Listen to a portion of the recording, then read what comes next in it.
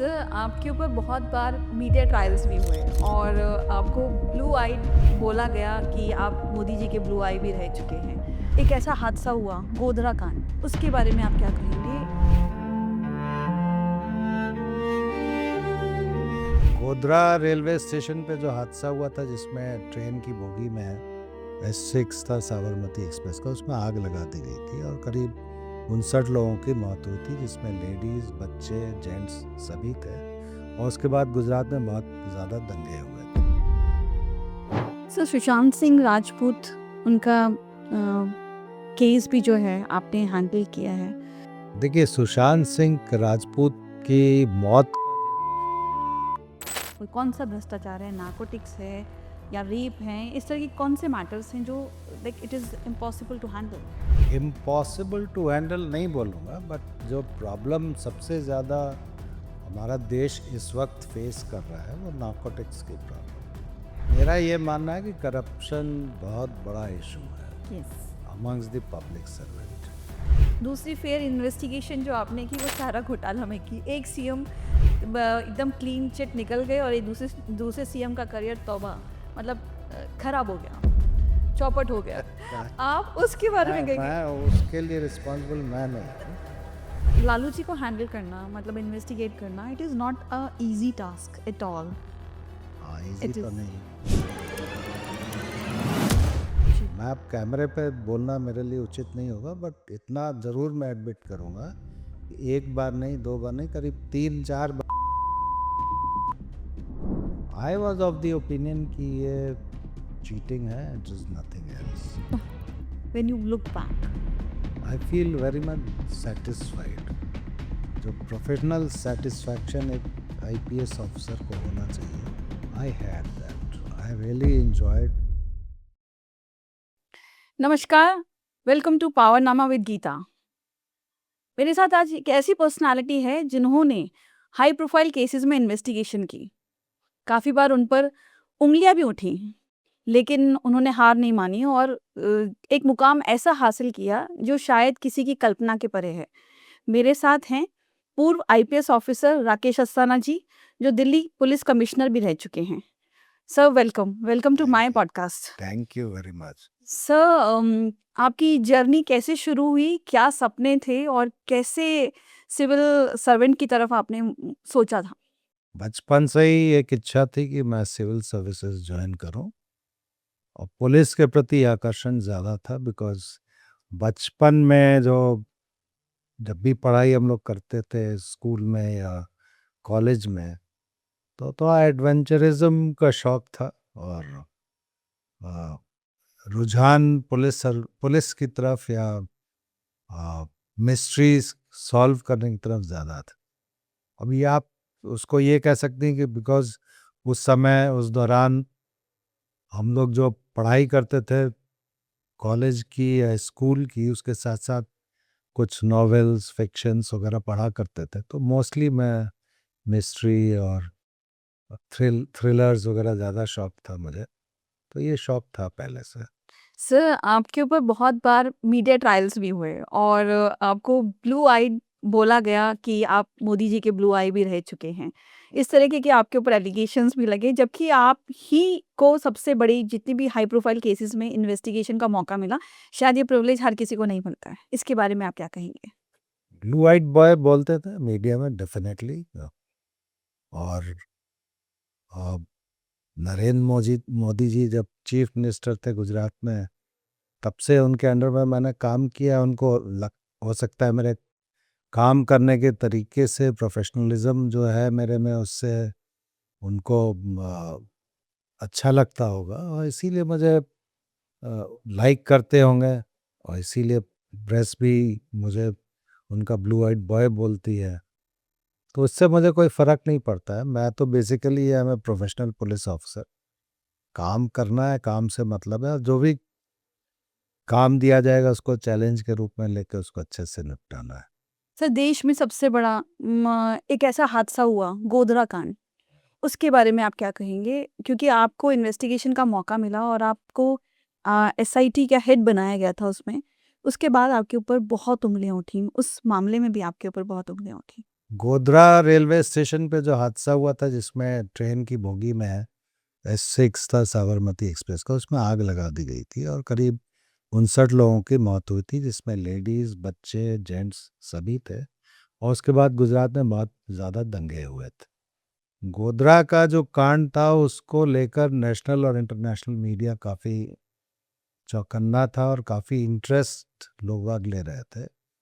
और उस समय ये कंट्रोवर्सी क्रिएट करने की कोशिश की गई थी कि जो ट्रेन में आग लगी वो कार सेवकों ने खुद ही लगाई या फिर किसी कॉन्स्पिरेसी के तहत ये कांड किया गया जिससे गुजरात में दंगे भड़क गए। दूसरी थ्योरी ये थी कि ट्रेन में एक्सीडेंटल आग लगी है। तीसरी थ्योरी ये थी कि बाहर से लोगों ने आग लगाई है। तो इन सभी कंट्रोवर्सीज के बीच में मैंने इन्वेस्टिगेशन का जो सुपरविजन था वो संभाला था, और जो हमारा इन्वेस्टिगेशन निकला उसमें यही बाहर आया कि ये जो कांड था ये एक कॉन्स्पिरेसी के तहत किया गया था। पहले से प्लान था, ट्रेन में आग लगानी थी, आग लगाई गई, और इस कांड के पीछे जो लोग थे उनको इन्वेस्टिगेशन में हम लोगों ने चिन्हित किया, पकड़ा, चार्जशीट किया। उसके बाद 2008 में सुप्रीम कोर्ट ने एक SIT नियुक्त की। डॉक्टर राघवन जो रिटायर्ड IPS ऑफिसर और एक्स डायरेक्टर CBI थे उनके नेतृत्व में, डॉक्टर डॉक्टर राघवन के अलावा एक DG पुलिस UP काडर के भी थे, और बाकी टीम में बाहर के ऑफिसर्स थे और कुछ गुजरात के भी ऑफिसर्स थे। इन लोगों ने भी पूरी तरह से उस इन्वेस्टिगेशन को देखा, सारी चीज़ें रिपीट उन लोगों ने वेरीफाई की। वो भी इस निष्कर्ष पे पहुंचे कि गुजरात की पुलिस ने जो इन्वेस्टिगेशन किया है वो बिल्कुल सही है। और इस संदर्भ में एक रिपोर्ट भी सबमिट की गई सुप्रीम कोर्ट में, जहां ये लिखा गया कि we could not find any lacuna in the investigation of Gujarat police. उसके बाद उस पर ही ट्रायल हुआ। ट्रायल में कन्विक्शन हुआ, 20 लोगों को लाइफ इम्प्रिजनमेंट हुआ, 11 लोगों को फांसी की सज़ा हुई, और अभी हाई कोर्ट ने उसको अपहेल्ड भी किया। बाद में अभी सुप्रीम कोर्ट में वो अपील पेंडिंग है।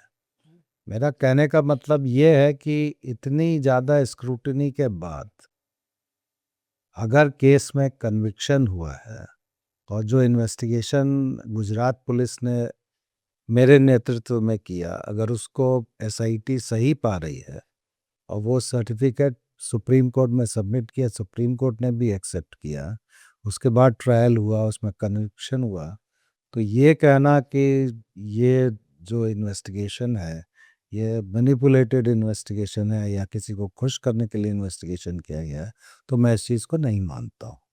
ये थरली प्रोफेशनल इन्वेस्टिगेशन था जिसका अंत कन्विक्शन में हुआ।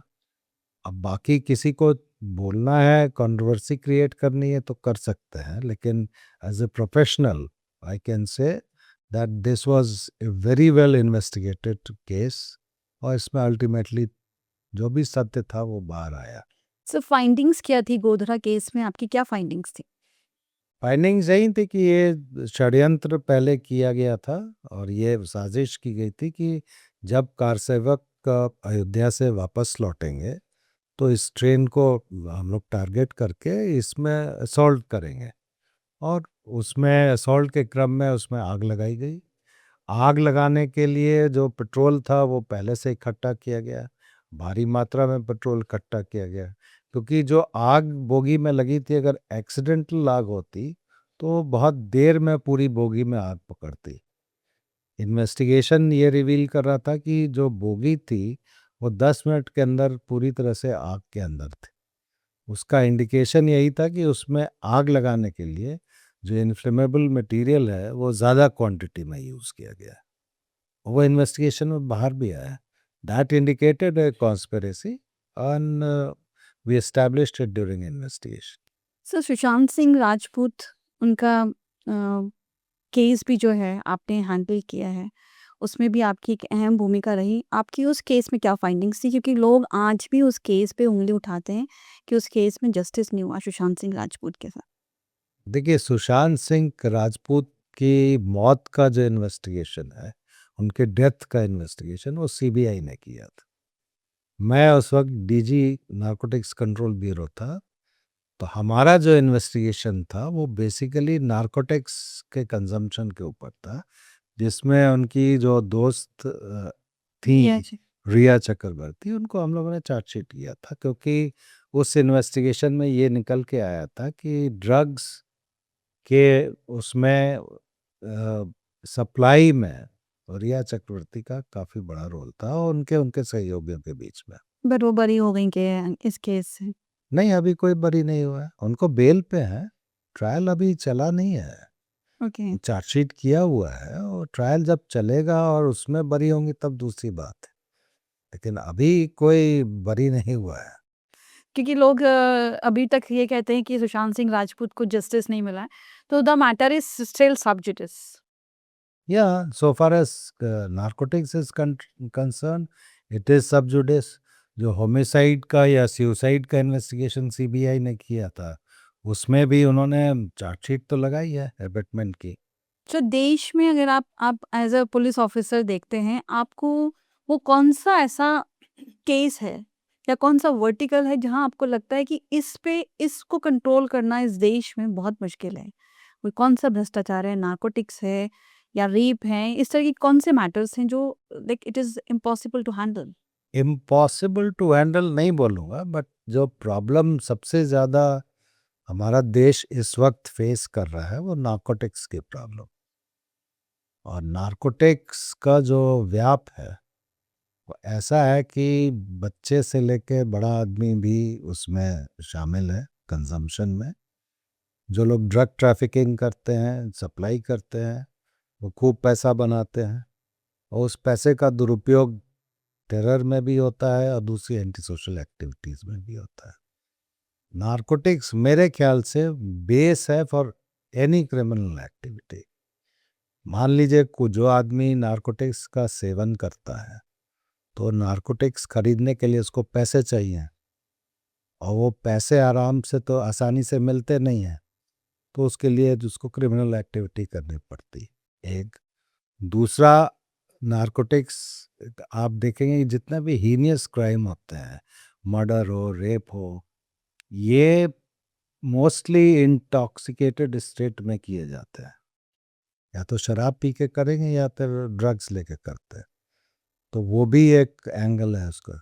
तो बेस में जो प्रॉब्लम है वो नार्कोटिक्स की है, इट्स अ सोशल प्रॉब्लम, और इसको अगर हम कंट्रोल नहीं कर पाएंगे तो फ्यूचर में हमें सोसाइटी में एक बहुत टफ सिचुएशन का सामना करना पड़ेगा। सर, अभी भी जो आपने बोला ये मुद्दा वाक़ई बहुत बड़ा है और देश में सबसे ज़्यादा इलीगल एक्टिविटीज़ इसी को लेकर हो रही हैं।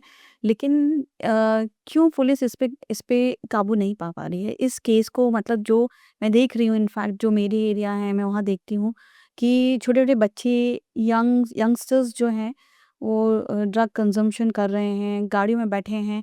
पता होता है कि ये एरिया है, डार्क एरियाज़ हैं, वहाँ पे हो रहा है। उसके बावजूद भी पुलिस कुछ एक्टिविटी नहीं कर पा रही है।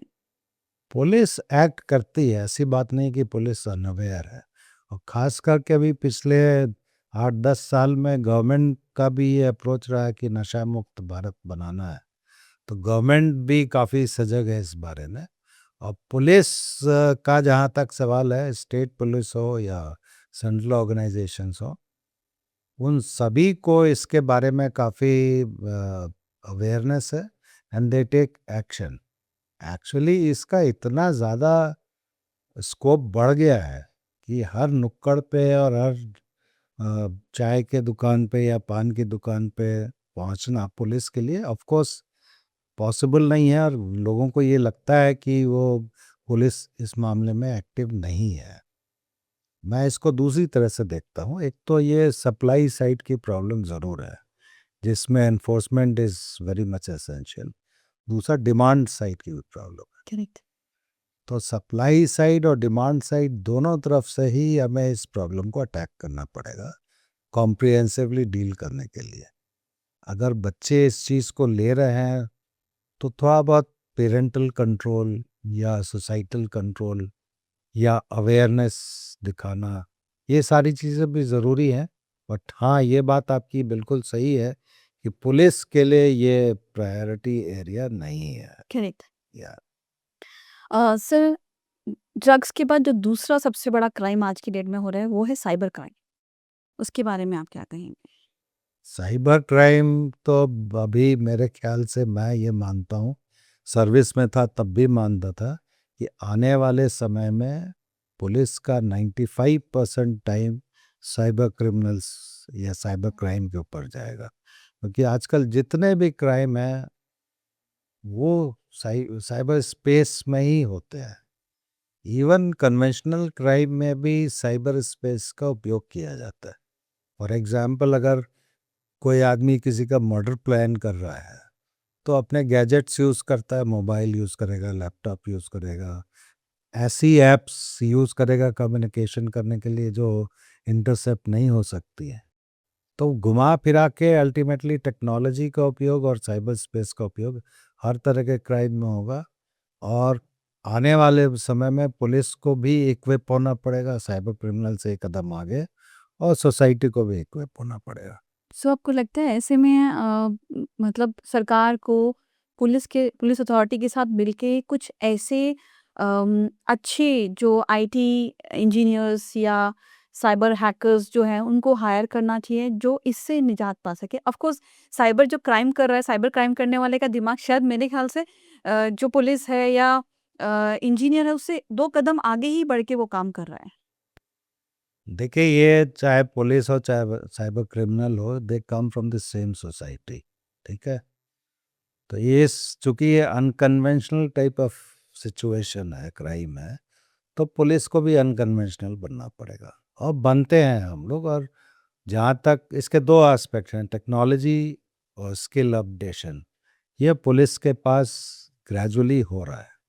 गवर्नमेंट बहुत फंड देती है for skill upgradation and technology upgradation के लिए, तो वो उधर से सुसज्जित हम लोग हो रहे हैं।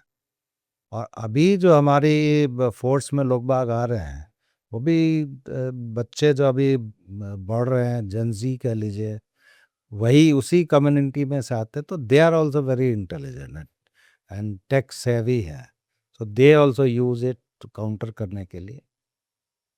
तीसरी बात यह है कि पुलिस चाहे सिक्योरिटी एजेंसीज, वो रूटीन मैनर में वी हायर एथिकल हैकर्स या टेक्नोलॉजिकली जो एक्सपर्ट लोग हैं, पब्लिक से उनको हायर करते हैं टू सॉल्व ए क्राइम। इस चीज़ को इंस्टीट्यूशनलाइज करने की ज़रूरत है, मेरा ये मानना है। और दूसरा ये है कि साइबर क्रिमिनल से अगर एक स्टेप आगे हमें रहना है तो बहुत ही मैसिव माइंडसेट में चेंज लाना पड़ेगा, और अपग्रेडेशन के लिए हमें काम करना पड़ेगा।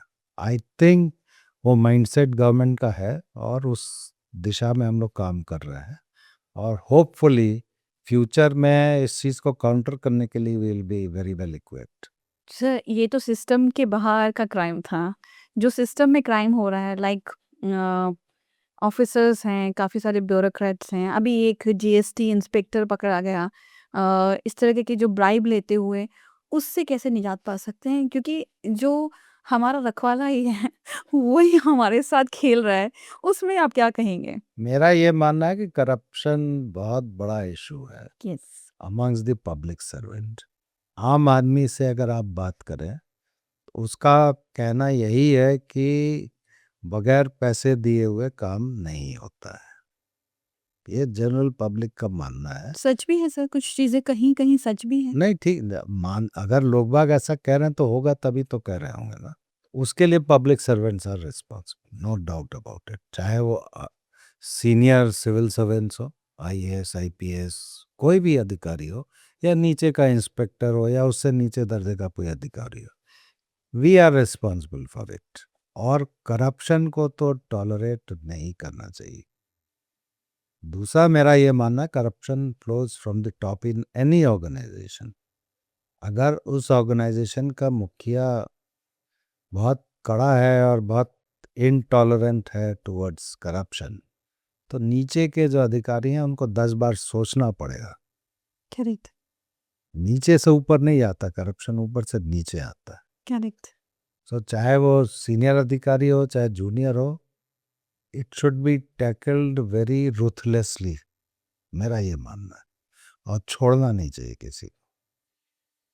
दूसरा ये है कि जो सिविल सर्वेंट्स के कंडक्ट रूल्स है ना, वो ऐसे हैं कि वो अरेस्ट होने के बाद, बेल पे आने के बाद, they continue in this service, correct. वो असर नहीं आता है। तो कहीं ना कहीं उस चीज़ को भी हमें थोड़ा सा टाइट करना पड़ेगा कि if somebody is caught in corruption, आप डिसमिस कर दीजिए, let him fight his matter. Yes. We use to do it, there is a provision, लेकिन उसका ऐसा भी आड़ेधड़ उपयोग नहीं करना चाहिए जिससे कोई इंजस्टिस हो जाए। If somebody has caught red handed, then there is not nothing less than dismissal from the service. Sir ये तो बात थी साइबर क्राइम, करप्शन में आपके वो केसेस के बारे में बात करना चाहूँगी जहाँ पे आप हमेशा एक्टिव नज़र आए, आप मीडिया सुर्खियाँ बटोरी आपने, चाहे वो 2008 का इंडियन मुजाहिदीन वाला जो कॉन्स्पिरेसी थी, उसके विषय में आप बताइए? वो बड़ा इंटरेस्टिंग केस था। 2008 में आई थिंक 26 जुलाई को अहमदाबाद सिटी में सीरियल ब्लास्ट हुआ। जी। काफ़ी अराउंड 60 प्लस जगहों पे ब्लास्ट किया गया, या 40 प्लस, मुझे अभी एग्जैक्ट नंबर याद नहीं है, but it was a massive serial blast in Ahmedabad city in 2008। और सूरत में भी बॉम्ब प्लांट किए गए थे करीब 29-30 प्लेसेस पे, लेकिन अनफॉर्चुनेटली वो ब्लास्ट नहीं हुआ, टेक्निकली उनके टाइमर्स में कोई प्रॉब्लम थी। मैं सीपी बड़ौदा था। I had joined as CP Baroda on 22nd of May 2008 और ये ब्लास्ट हुए 26 को। तो हमारे उस समय ACS होम थे बलवंत सिंह साहब, उनका मेरे ऊपर फ़ोन आया कि देखो यहाँ ब्लास्ट हुआ, सूरत में ट्राई किया, तुम्हारे यहाँ कुछ नहीं हुआ, वाई वॉज इट सो। मेरे मुंह से ऐसे ही निकल गया था कि ये हो सकता है कॉन्स्पिरेसी बड़ौदा में हुई हो। तो बोले कि हाँ ये बात हो सकती है। तो बोले कैन यू डू समथिंग। हमने कहा सर आप कहेंगे तो, मेरा जुरिस्डिक्शन नहीं है, but I will definitely contribute in investigation. तो मैं कोशिश करता हूँ। चूंकि ब्लास्ट बहुत सीरियस थे और इंडियन मुजाहिदीन ने क्लेम किया था, और उससे पहले जो इंडिया में, भारत, हमारे देश में ब्लास्ट हुए थे, जैसे बॉम्बे में, हैदराबाद में, बेंगलोर में, बनारस में, और इधर अजमेर में, तो सभी जगह इंडियन मुजाहिदीन ने क्लेम किया था कि हमने ब्लास्ट कराया। किसी को ये पता नहीं था कि इंडियन मुजाहिदीन है कौन, इंडिया बेस्ड टेररिस्ट ऑर्गेनाइजेशन है या पाकिस्तान बेस्ड है। We didn't have any clue about it, और काफ़ी ब्लास्ट हो चुके थे। तो जब ये ब्लास्ट हुए और इंडियन मुजाहिदीन ने क्लेम किया कि हमने ब्लास्ट कराया है, तो नेचुरली सेंट्रल आईबी के भी लोग, काफ़ी ऑफिसर्स अहमदाबाद आए, सूरत आए, हमारे पास भी आए। तो जो भी अधिकारी आए थे हम लोगों ने डिस्कस किया। तो मैंने उनको ये बताया कि मेरा हंच है जो पुलिस का, वो ये है कि सिमी को बैन किया गया था 2002 में, करेक्ट। और सिमी को बैन करने के बाद जो उसके मेंबर्स थे या जो बाद में मेंबर्स बनना चाहते थे, उन लोगों ने, मतलब they have regrouped and they are doing it, this is my hunch. और लेट अस ट्राई, उस पे जो डिस्कशन हुआ उसमें देन वी थॉट कि let us give it try. 22 मई 2008 को जब मैं सीपी के तौर पे ज्वाइन किया था बड़ौदा में, तो उससे पहले बड़ौदा में बहुत छुटपुट कम्युनल इंसिडेंट होते रहते थे, जिसमें एक इंसिडेंट में उस समय जो हुलिगन्स थे, they had get out the then police commissioner and tried to misbehave with him, और उनका मन बढ़ा हुआ था। तो मैंने जब ज्वाइन किया तो कुछ लोगों ने आके वो फोटोग्राफ्स वगैरह दिखाए कि इस तरह की यहाँ सिचुएशन है, you have to be very tough. I told them that we will be very tough and I kept those photographs. वो बहुत बड़े बड़े फोटोग्राफ्स थे। तो उस फोटोग्राफ्स के ऊपर से I identified 4-5 people जो were very prominently trying to assault, और to misbehave with the police commissioner then.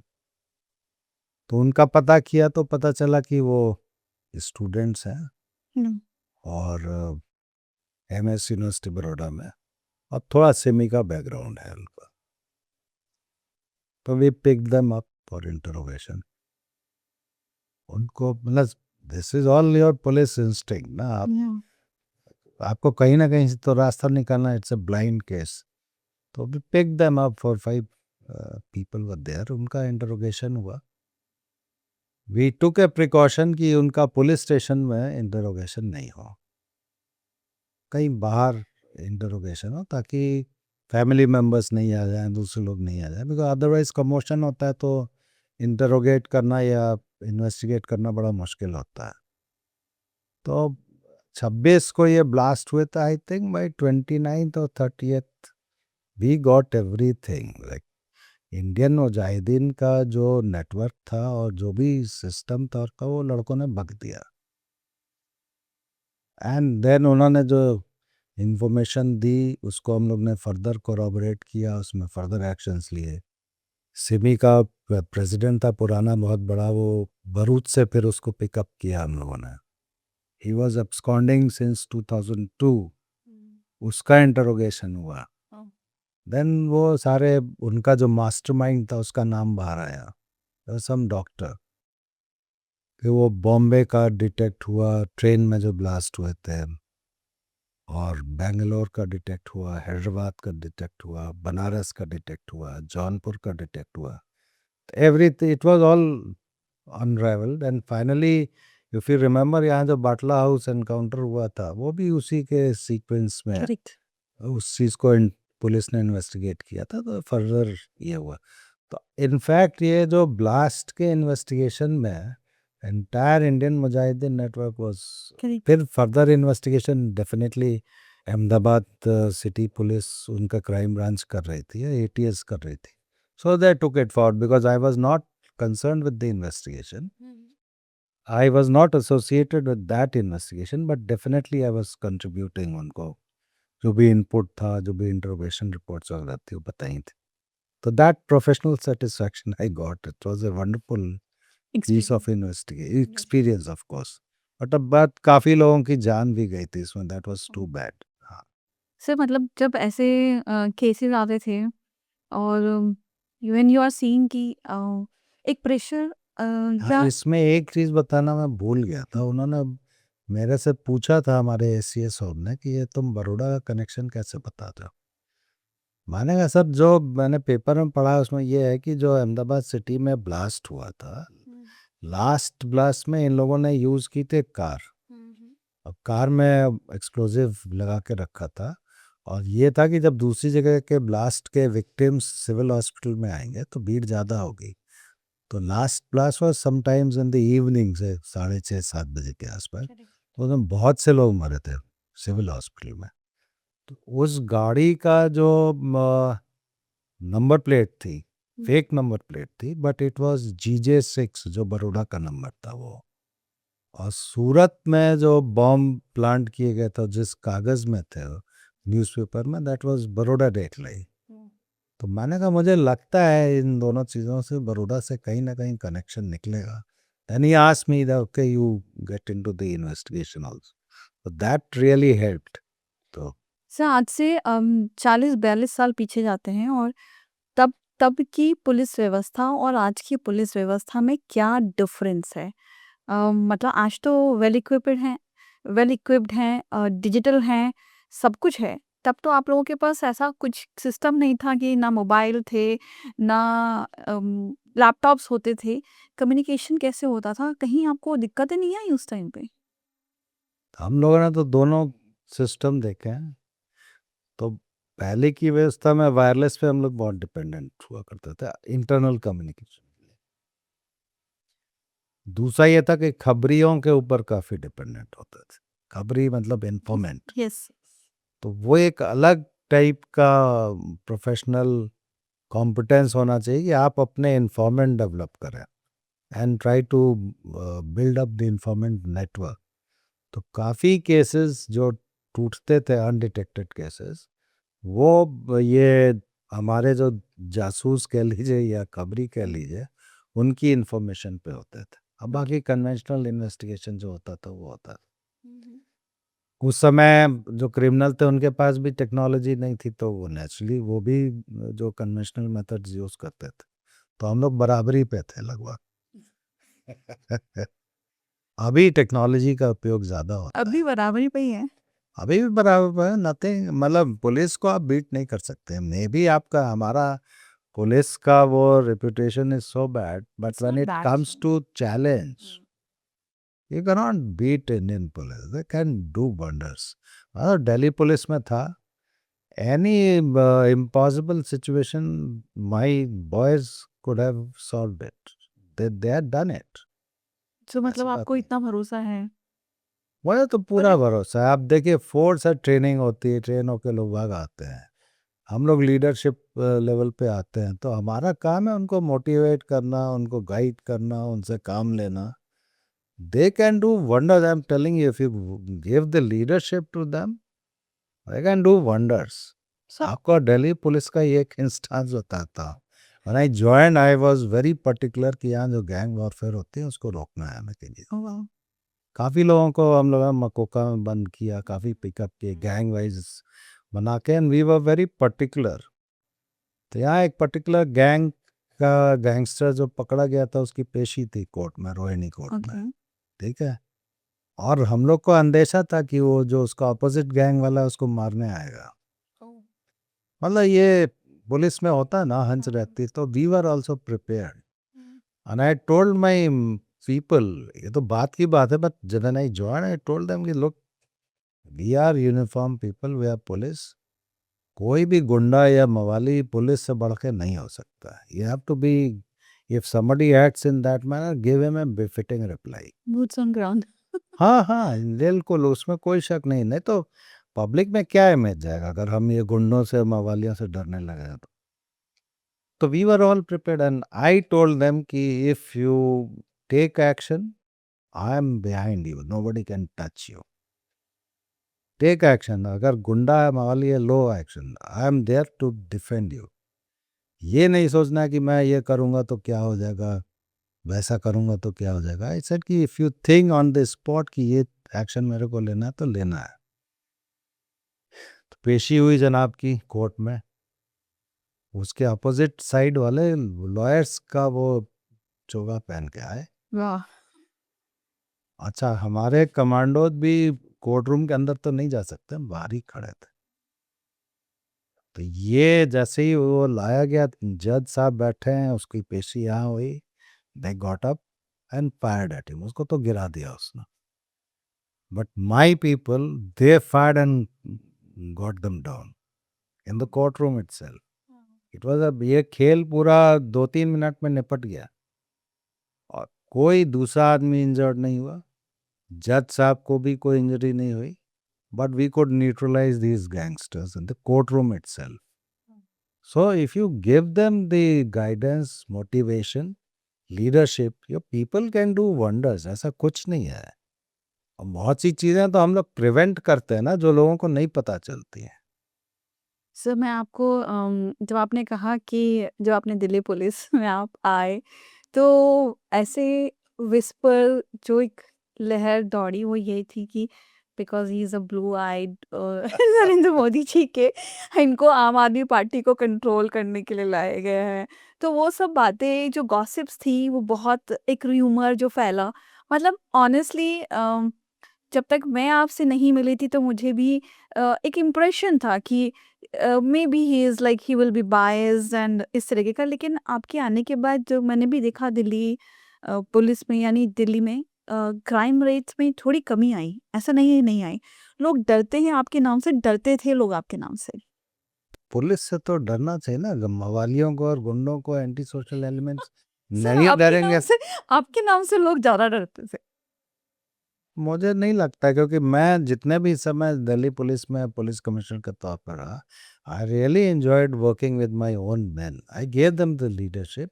जो गलत था वो गलत था, उसको एक्शन होता था। बट जो गलत नहीं है, जिस देखिए, गलतियां दो तरह की होती हैं। एक तो इंटेंशनल मिस्टेक होती है Correct. बोनाफाइड, और एक बोनाफाइड मिस्टेक Correct. होती है। आप काम करेंगे तभी तो गलती करेंगे ना। अब काम करते समय अगर कोई गलती होती है तो it is my duty to ignore that and don't punish a person unnecessarily. I used to do that. लेकिन अगर कोई जानबूझ के गलती करेगा तो उसके लिए I did not spare anyone. Sir वो तो आपका कर्तव्य है, लेकिन लोग तो आपको एसोसिएट करके देखते हैं ना कि आप मोदी जी के बहुत करीब हैं, हाँ तो देखें, अच्छी बात है, तो उनको देखना वही चाहिए। देख के लोगों को मैं डर लगता था। करीब हूँ, इसमें कोई दो मत नहीं है। करीब in not in the sense कि अननेसेसरली वो मैं Correct. कोई गलत काम करूं उसके लिए करीब। करीब इसलिए हूँ क्योंकि he likes my way of functioning and he gives total freedom to work. Yes. Gujarat में भी थे तब भी, और यहाँ थे तब भी। मैं तो 2002 में सीबीआई से लौट के गया था, और 2014 तक जब तक वो सीएम रहे, जी। I was CP Baroda, CP Surat, joint CP Ahmedabad city. तो टोटली फील्ड में पुलिसिंग किया मैंने, law and order policing. There was nil interference in my work. Oh. No phone call for any favor or anything to be done on his dictation. His only point was that at no cost peace should not be broken. Like शांति रहनी चाहिए। It will not be affected. Yes. Same in Delhi. So he might be liking me, no doubt about it, and there's nothing wrong in it. कोई भी CM आज के time में या पुराने समय में, आप बता दीजिए मेरे को अपने ऑफिसर से पूछ के कि ट्रांसफ़र पोस्टिंग में या इन्वेस्टिगेशन के आउटकम में प्रेशर नहीं आता है या नहीं आता है। मैं तो 14 साल वहाँ पे और बाकी 5-6 साल यहाँ काम किया। There is no pressure at all, no interference as such. Even Delhi police commissioner होना बहुत बड़ी बात है, बहुत बड़ी बात है। और यहाँ सही पे है। Stakes are very high. Correct, correct. ठीक है। उस दरमियान भी कभी मेरे को ये नहीं कहा गया कि आपने ये एक्शन क्यों लिया या क्यों नहीं लिया। ये भी नहीं कहा गया कि आपको एक पर्टिकुलर काम करना है या नहीं करना है। मुझे जो सही लगा मैंने वो किया। जो सब र्यूमर्स हैं। र्यूमर लोगों को बोलने की आदत है, बोले। I can't.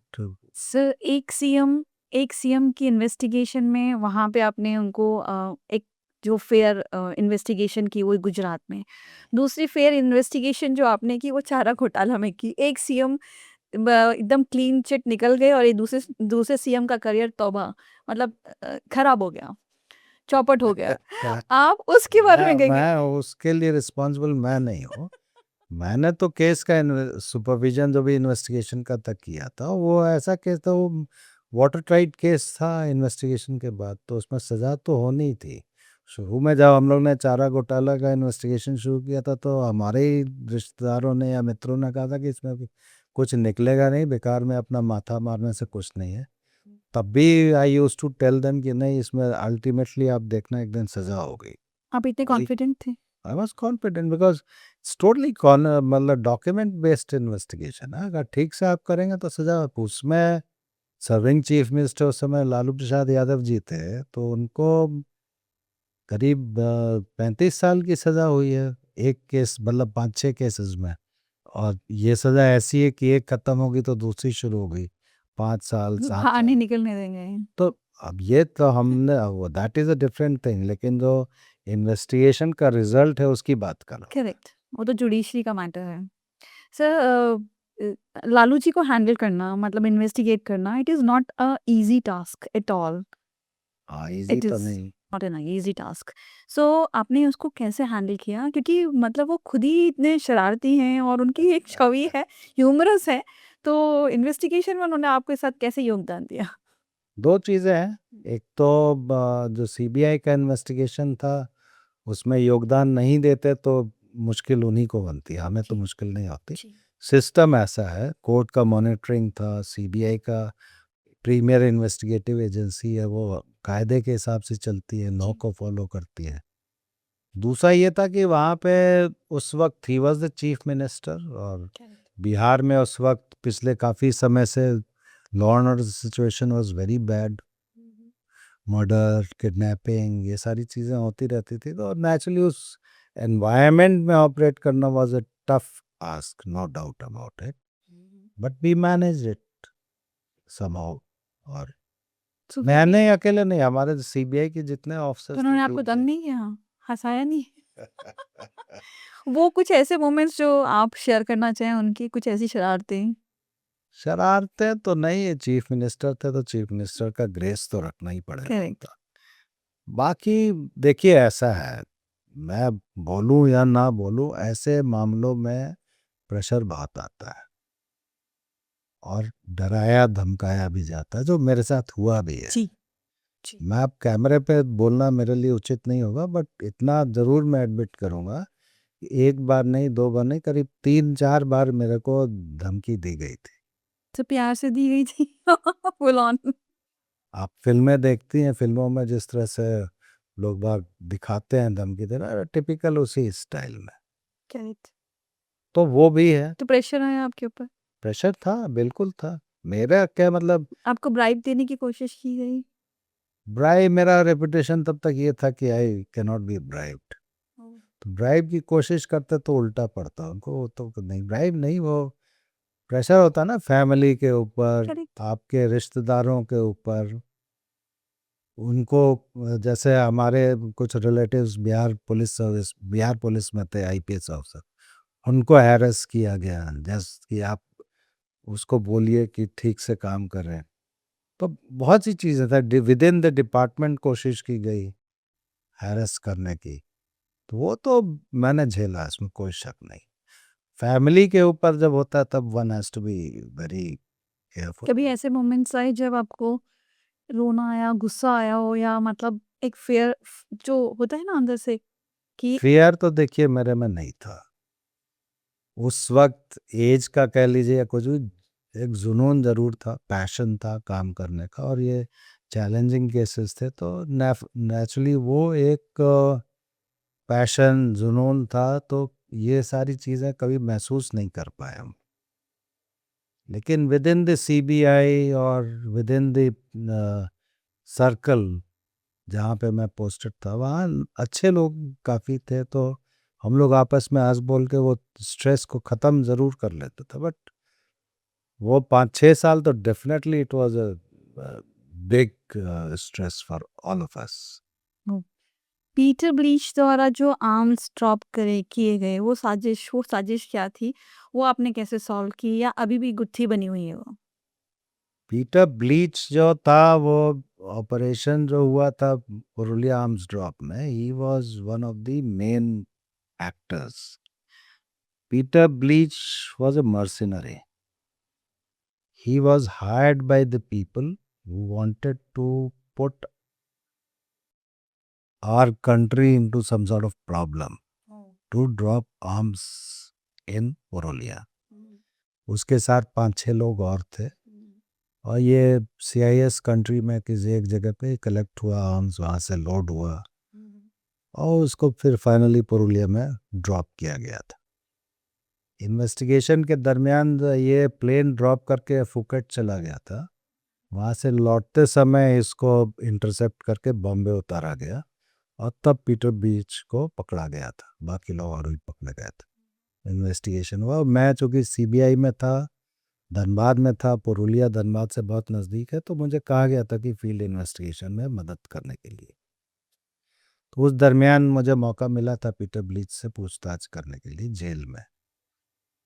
तो उसने जो चीज़ें बताई थी वो काफ़ी चौंकाने वाली चीज़ थी, तो अभी मैं बताऊंगा नहीं, क्योंकि पकड़ा गया, इन्वेस्टिगेशन हुआ, उसको सज़ा हुई, वो चला भी गया।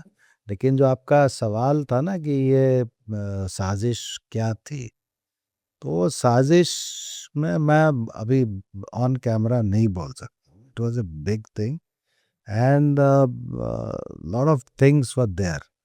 अभी तो काफ़ी लंबा समय भी हो गया है, and fortunately because of our security agencies and the CBI investigation, it was prevented. आपको लगता है जो इस तरह के केसेस होते हैं, कहीं न कहीं फॉरेन फंडिंग और मिशनरीज़ का भी बहुत बड़ा हाथ होता है? फॉरेन फंडिंग की बात तो एडमिट करूंगा, जो मिशनरीज होती हैं उनमें कितने लोग जेन्युइन मिशनरीज हैं, कितने लोग प्लांटेड मिशनरीज हैं, वो भी फैक्ट है।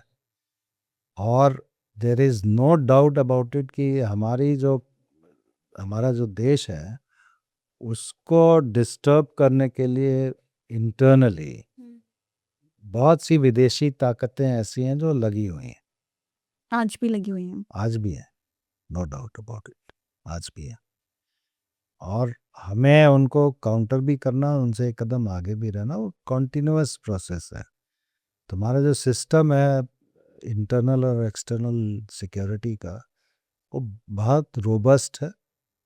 कभी कभी हाँ कुछ लोग कोशिश करने में सफल भी हो जाते हैं, लेकिन 99.9% हम लोग उस चीज़ को काउंटर करने में सक्षम है। कहीं लगता है कि इन सब के ऊपर अभी भी सही से मॉनिटरिंग नहीं हो रही है, या अभी भी जो हवाला के थ्रू जो ट्रांज़ैक्शन होता है, वो एक फ्लॉ है हमारी अभी भी सिस्टम में? वो तो हर जगह आपको है। शायद ये पता है कि नहीं पता, अभी इतना एडवांस टेक्नोलॉजी हम लोगों के पास है कि हमारी मॉनिटरिंग इज वेरी गुड। और जो एजेंसीज हैं इसके लिए, हर एक अलग अलग एजेंसीज का रोल है, वो कंटिन्यूअस बेसिस पे मॉनिटरिंग भी करती हैं, काउंटर भी करती हैं, एक्शन भी लेती हैं, प्रोएक्टिव भी है, रिएक्टिव भी। ओह! सर, बात धनबाद की शुरू हुई थी, तो आपका सबसे पहला जो सीबीआई डेपुटेशन था वो धनबाद से ही शुरू हुआ था। हाँ, उस मेमोरी के बारे में आप शेयर करेंगे, कैसा था? उससे पहले जो एसपी थे वहाँ पे वो मारे गए थे। तो किस तरीके का एक्सपीरियंस रहा आपका? धनबाद देखिए ऐसा है कि उसका रेपुटेशन सभी को पता है, it's a coal city, mafia city. And पहले से, अभी से नहीं, पहले से वहाँ जिनकी भी पोस्टिंग होती थी या जो लोग जाते थे, एक भय जरूर रहता था कि पता नहीं कैसी जगह पे आप गए हैं। तो मैं तो कभी धनबाद गया भी नहीं था। आई एम बॉर्न, मतलब हमारे फादर मदर तो रांची में थे, and after competing I went to Gujarat. और धनबाद कभी जाने का मौका भी नहीं लगा था, बट सुनते ज़रूर थे उसके बारे में। तो जब मेरा डेपुटेशन धनबाद हुआ तो मेरे फैमिली मेम्बर्स वर क्वाइट, मतलब उनको ऐसा लगा कि मुझे वहाँ नहीं जाना चाहिए। उसका कारण ये था कि मेरे डेपुटेशन होने से पहले वहाँ पे जो आईपीएस ऑफिसर थे, एसपी धनबाद के, उनका एक एनकाउंटर में ही डाइड। तो मेरी मदर को और मेरे फादर को एक डर था कि ये जगह अच्छी नहीं है, यहाँ क्राइम बहुत होता है, यहाँ नहीं आना चाहिए। और मेरी चूंकि डेपुटेशन मेरा सीबीआई में हो गया था, तो मैं नहीं चाहता था कि उसको मना करूं। CBI deputation was a very prestigious deputation for us IPS officers के लिए। तो मैंने ये सोच लिया था कि मैं जहाँ पोस्टिंग करेंगे मैं जाऊंगा वहाँ में। I went there. और जाने के बाद ऐसा लगा देखने से कि जो आम आदमी के लिए वो जगह बहुत बुरी नहीं है। ओके। जिनके स्टेक्स हाई हैं, जो क्राइम में हैं, या फाइनेंशियल क्राइम हो या कन्वेंशनल क्राइम हो, उनके स्टेक्स हाई हैं, उनके लिए ये जगह बुरी है। सर, आपने एक और इन्वेस्टिगेशन की जो देश की सुर्खियाँ, देश ही नहीं इंटरनेशनल तक चली गई, विजय माल्या। हाँ हाँ। उसके बारे में क्या कहना है? और आज अभी हाल में ही उन्होंने एक पॉडकास्ट पे आके बोला था, मैंने चोरी नहीं की, मैं चोर नहीं हूँ। और आपने तो इन्वेस्टिगेशन की है पूरी। इनका केस मैं 2016 में सीबीआई में दोबारा आया था, तो उससे पहले ही रजिस्टर हुआ था, इन्वेस्टिगेशन चल रहा था। फिर सीबीआई ने एसआईटी बनाई थी, उसमें मैं मेरे सुपरविजन में ये सारे केसेस आए। करेक्ट। इनका जो केस था वो जब देखा मैंने, तो वहाँ एक्चुअली एक thinking with in the CBI ये भी थी कि it's a business failure, okay. It's not a cheating. ठीक है। तो जब मैंने पेपर्स वगैरह पढ़े और डिस्कशन किया और टीम के साथ, लॉयर्स मतलब जो हमारे पीपीज हैं लीगल सेक्शन में, उनके साथ, I was of the opinion कि ये चीटिंग है, it is nothing else. Okay. उसका सबसे अगर ज़मीनी तौर पे इसको एक्सप्लेन किया जाए, तो सिर्फ यही कि अगर आप लोन मकान खरीदने के लिए लेते हैं और आप बिजनेस में यूज कर लेते हैं तो that is cheating. Public sector bank से जो आपने लोन लिया, करेक्ट जिस पर्पस के लिए लोन लिया उस पर्पस में यूज नहीं करके आप दूसरे पर्पस के लिए यूज कर रहे हैं, करेक्ट तो you are cheating the bank. Forgery और फॉर्जरी चीटिंग द बैंक। ये पब्लिक मनी है। पब्लिक सेक्टर बैंक जो है वो हम टैक्स पेयर्स की मनी से ही तो लोन देता है ना, करेक्ट ये ऊपर से तो आता नहीं है। करेक्ट तो आप उसका लोन ले रहे हैं एक एक्स काम के लिए, आप यूज कर रहे हैं वाई काम के लिए। आप यॉट खरीद रहे हैं, विला खरीद रहे हैं, अपने दूसरे बिजनेस में उसको लगा रहे हैं जो पर्सनल फैमिली बिजनेस है। तो what does it mean? It is a cheating, nothing else. तो उस लाइन पे हम लोग का इन्वेस्टिगेशन पे चला। We got the forensic audit done through a very reputed firm. उसमें सारी चीज़ें निकल के आई। फिर उनके इन्वेस्टिगेशन के दरमियान किंगफिशर का जो सर्वर्स हैं, we seized all the servers and saw their internal mails. तो उनके इंटरनल मेल्स में उनका meeting of mind was established. They used to write कि ये लोन हमें मिल रहा है but we will not use it here, we will use it here. That was proved on the paper ना। So he had gone to England, fled to England rather, then we went in for the extradition proceedings. तो UK में जो law है ये है कि अगर आपको एक्स्ट्राडाइट करना है तो उसका डुअल क्रिमिनलिटी एस्टैब्लिश करना पड़ेगा। If cheating is an offence in India, his offence has to be the crime in UK. UK as well, yes. ठीक है, और वो कोर्ट में प्रूव करना है, it's not to the Correct. Home Yes. Department. तो जुडिशरी मतलब उसका मेट्रोपॉलिटन मैजिस्ट्रेट के कोर्ट में एक्स्ट्रेडिशन की प्रोसीडिंग्स चली। तो we could convince the court that ये जो चीटिंग करके गए, it's cheating in England also, मतलब it can be punished in England also. English crime में भी ये चीटिंग है, 420 IPC. We could establish that. And उसमें ये जो मैंने बताया ना कि ये सर्वर्स सीज किए थे, उसमें द मीटिंग ऑफ माइंड और उनका जो वो सब दिखाया मेंस्ट्रिया, वो उसमें दिखता था। Court was convinced about that. And secondly he took a plea कि साहब Indian jails are very bad Yes. और वहाँ पे human rights are being violated. उसको भी हम लोगों ने काउंटर किया because we got a special cell created in Arthur Road jail under the supervision of the government, and we presented it to the court. He will be kept in this jail and these are the facilities. So court got convinced and extradition proceedings we were successful. Indian history में financial crimes में किसी को extradite करना from UK is It's very not easy. Tough. Yes, it's मेरे ख्याल से he was the first instance where we could get an order. उसने high court में अपील की, he lost there. Supreme court में अपील की, he lost there. ठीक है, तो ये कहना कि मैंने चोरी नहीं की थी, I don't agree with that. so he did a podcast recently. पूरा अगर आपने सुना He has होगा. every right to do or defend Yes. himself, no doubt about it. But But the fact is that he had stolen or cheated the banks, Indian. taxpayers' money. Yes. ये तो नहीं होता कि आप अगर अभी चुरा लीजिए और 10 दिन का वापस कर दी तो चोरी का गुनाह चोरी नहीं रहेगा। ये तो कहीं लॉ में So लिखा कहीं नहीं है। नहीं है. Even temporary misappropriation is a crime. Correct. तो वो I don't agree with that logic. Correct. He has to face the trial here. He is not coming. ठीक है, नहीं आ रहे हैं वो दूसरी बात है, but he can not claim that मैंने चोरी नहीं की। सर उसके लिए तो पूरा पॉडकास्ट कर दिया. कभी-कभी आपको मुझे कभी-कभी ऐसा लगता है आजकल कि जुडिशरी और पुलिस मतलब जिस तरीके से सोशल मीडिया और मीडिया पे ये सब चलता है ना, कभी-कभी लगता है कि पुलिस अथॉरिटी को साइड में कर दिया, जुडिशरी को साइड में कर दिया without knowing the facts and evidences. People are spreading rumours on social media. What do you think about it? ये तो विडंबना है। सोशल मीडिया पे हर चीज सत्य है ये तो आप कह नहीं सकते। और इस तरह का अगर चीजें होंगी तो सोशल मीडिया में कमेंट करने से पहले ये क्लैरिटी तो लेनी चाहिए ना गवर्नमेंट से कि ये जो बोल रहा है कितना सही है। सर जिस तरीके से चाइना में सेंसरशिप है मीडिया पे, यूएई में है, आपको लगता नहीं कि कहीं ना कहीं सोशल मीडिया पे ऐसी सेंसरशिप भारत में भी आनी चाहिए? क्योंकि जिसका मन किया मुंह उठाया और कुछ भी बोल दिया without knowing the facts and evidences.